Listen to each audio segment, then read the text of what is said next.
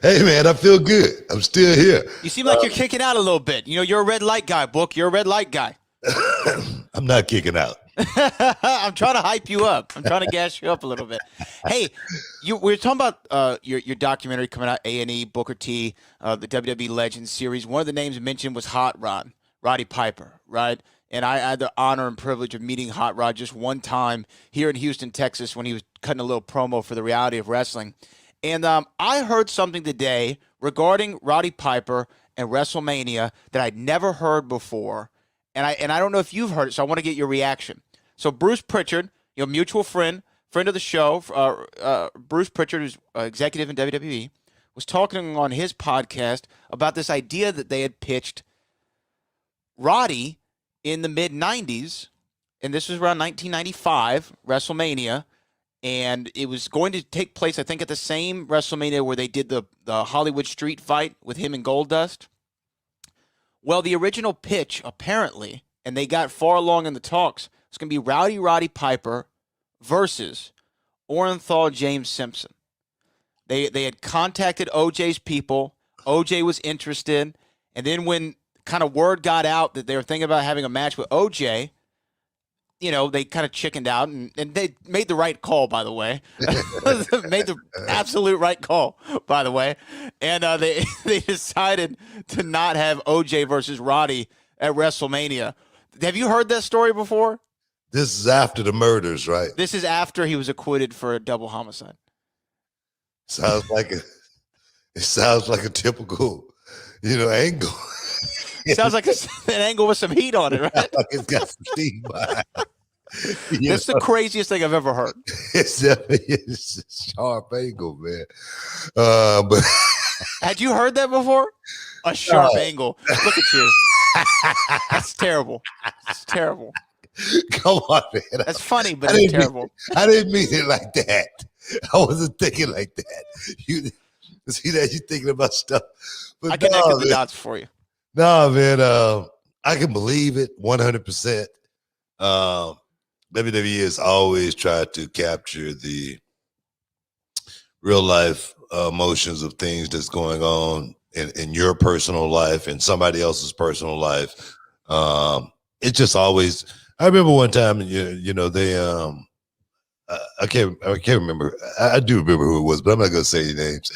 But they wanted Charmelle to do an angle, and Charmelle was to climb up the cage. And it wasn't one of the. It was one of the producers telling me this. Okay, not one of the higher ups. Of course, I think the higher ups knew. Send this guy and let him talk to Booker about this and see how it go. And, it was probably a rib. No rib.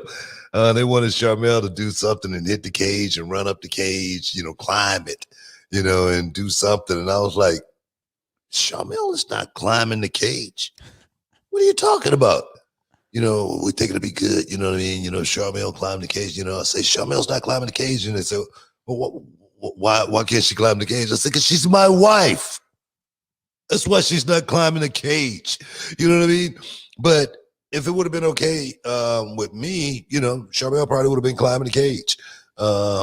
Sometimes personal things, we talked about the thing with, Jeff Hardy earlier this year. And I said, man, of course, it's something that we've done many, many times. It's something that we've used many, many times as far as angles and whatnot. But I truly believe that if you don't change with the times will pass you by.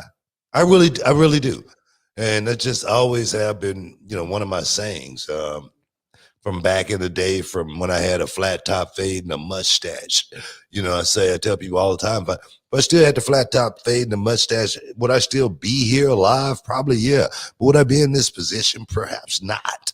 Because everybody would still look at me like the old Booker T. And, I haven't evolved. I got to be able to evolve in 2021. And I think, with storylines, I think storylines need to evolve. And do we need to still keep some realism in it involved? Of course, yeah. Yeah, but sometimes, like that angle right there, I'm not going to touch that one.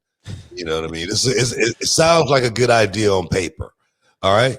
But when the emotional effect start hitting people, and then people start turning away from it because of this is not something I really want to be a part of. That's when we got a problem. Well, when I heard the idea, right, it sounds ridiculous, right, when you hear it. O.J. Simpson versus Roddy Piper, fresh off the trial of the century. However, what did a lot of Americans thought that O.J. Simpson was guilty of the crimes that he was charged with, and a lot of them wanted to see him get punished in some way, right? Get his quote unquote comeuppance. So I guess from that aspect, I understand why you want to book him and Roddy and have Roddy, beat the hell out of him, and you'll beat him at WrestleMania, because that was the plan. Roddy was going to beat the hell out of him, beat him at WrestleMania. If he was fighting Mike Tyson, in a fight, Mike Tyson was beating the hell out of him, it'd be a little bit different. It'd be a little bit different. So, but I understand at least why the idea came up. But the fact that it got so far as we're going to call OJ and make the offer, somebody was not laying it down like they should have in that pitch meeting. There's no way that was a good idea. You know what? I mean, the person in the pitch meeting probably got props. It's good. It's good. Let's go with it. It's a great idea. You know what I mean? And the thing is, damn it, look at it. You want to be as off the wall as you possibly can.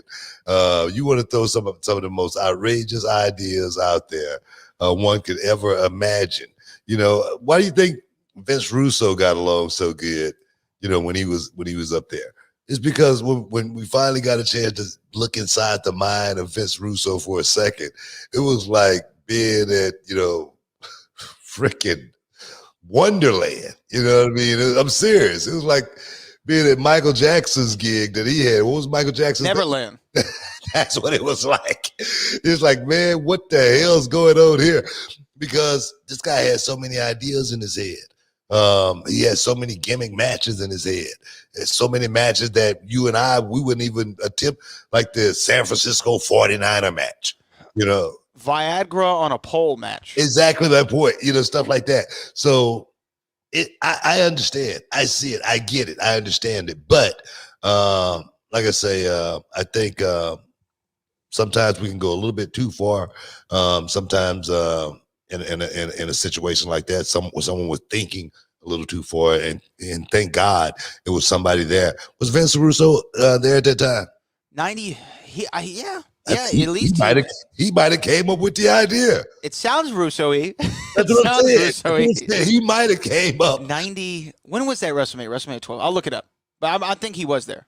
Say 95. Did you say 95? Yeah, 94, 95. Yeah, I mean, he had to still be. He wasn't in WCW at that time. No. So he had to still be there. So that's probably a Vince Russo. Oh, it was 96. So he was definitely there. Yeah, so that might have been one of his ideas. The match that almost was. Exactly.